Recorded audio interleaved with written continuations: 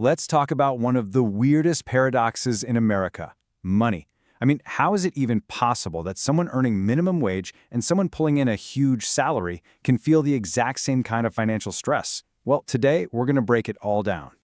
And look, both of these are totally real scenarios. We're going to take a journey through every major income level in the US, starting from the absolute bottom and going all the way up to the top 1%. We'll look at the real salaries, the real taxes, and what kind of lifestyle each income can actually get you. All right, let's start our journey at the very foundation of the income ladder.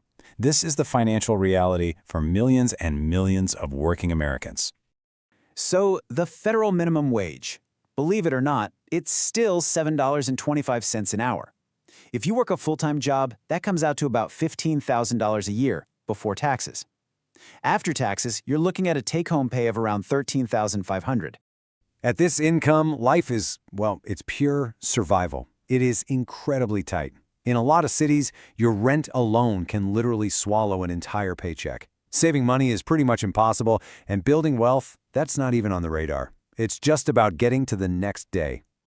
Okay, let's climb the ladder a bit to $40,000 a year, which puts us in the lower middle range. After taxes, your take-home pay is somewhere around $33 grand. Now that's a big jump for sure, but as we're about to see, life is still very much a grind. Life is more manageable here, but your budget has to be on point. You're probably sharing rent, driving an older car, but here's the crucial thing. For the first time, saving becomes possible, even if it's just $50 a month. And this is the level where good financial habits actually start to matter more than the income itself. So, as we keep climbing, we get to the next level. We're at the median American income now, and things are starting to feel a bit more stable. But a brand new challenge, a big trap, starts to appear on the horizon. At $60,000 a year, which is right around the median income for an individual, you're taking home about $46,500 after taxes. And for the first time on our journey, you can feel some real financial breathing room. You know, this is the launchpad moment. You're not rich, not by a long shot, but you are stable. You can cover all your bills and actually begin to save and invest seriously. If you manage your money well right here, this is where you can start making some real financial progress. Let's step it up to $80,000 a year. Now you're bringing in over $60 grand after tax. You can probably afford your own place in many areas, you can build up a solid emergency fund, and you're officially earning more than a huge chunk of the country. But something starts to shift right around here. And here it is, the question that really defines this income bracket. The answer? It's two words: lifestyle creep. A better car, a nicer apartment, a few more dinners out, and suddenly that extra income just vanishes. The folks who truly get ahead here are the ones who keep their expenses in check and invest that difference. Okay, now we've arrived at that famous cultural milestone, the six-figure salary. For generations, this was the definition of making it. But what does it actually mean in today's economy? Let's see. So, you did it. You're earning $100,000. Congratulations. But after Uncle Sam takes his cut, you're taking home around $72,500. It's good money, no question about it. But the context around that number has changed a lot. Hitting six figures puts you in the top 20% of individual earners in the country. That's a huge deal. But what used to feel wealthy now just feels comfortable. And if you live in a high cost of living city like New York or San Francisco, that income gets stretched really, really thin by rent and just daily expenses. The goalposts for what rich means has definitely moved. Now let's jump up into the top 10%. At $170,000 a year, your after-tax pay is actually over six figures, around $117,500.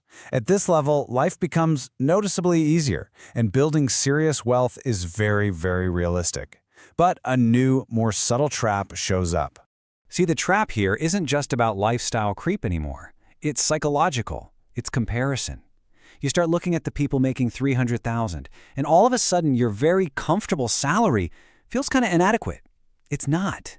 You're ahead of 90% of the country. All right, let's enter the world of the top earners. This is where financial discipline becomes more important than ever, because the scale of everything, your income and your expenses, gets so much bigger. Welcome to the top 5%. At $250,000 a year, you're taking home about $165,000.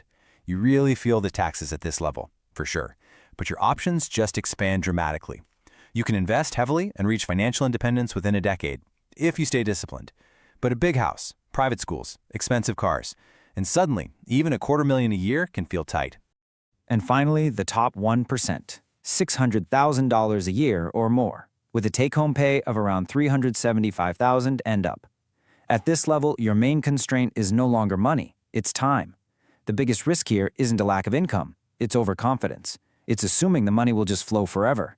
The smartest people here convert that high income into assets that work for them. So after that whole journey up the income ladder, what's the real secret? It's not just about earning more. It's about a simple but incredibly powerful concept that applies to every single person, no matter what their income is. So let me ask you this, straight up. Who is actually wealthier? The person earning $250,000 but only saving $5,000 a year, or the person earning $80,000 but saving $20,000 a year? The answer to that question reveals everything. This brings us to the most important metric of all, the gap. It's simply the space between what you earn and what you spend. It doesn't matter how big your paycheck is, if this gap doesn't exist, you're not building wealth. This space right here, this is where financial freedom is actually born. So the crucial point is this. Your income matters, of course, but it is not everything. The real key to building wealth is remembering this simple truth. It's not about how much you make, it's about how much you keep and how long you let it grow. And that leaves all of us with one final essential question. It doesn't matter if you're making $15,000 or $600,000. The challenge is exactly the same for everyone. How can you, right now, today, start to widen that gap between what you earn and what you spend? Because that is the single most powerful financial move you can ever make.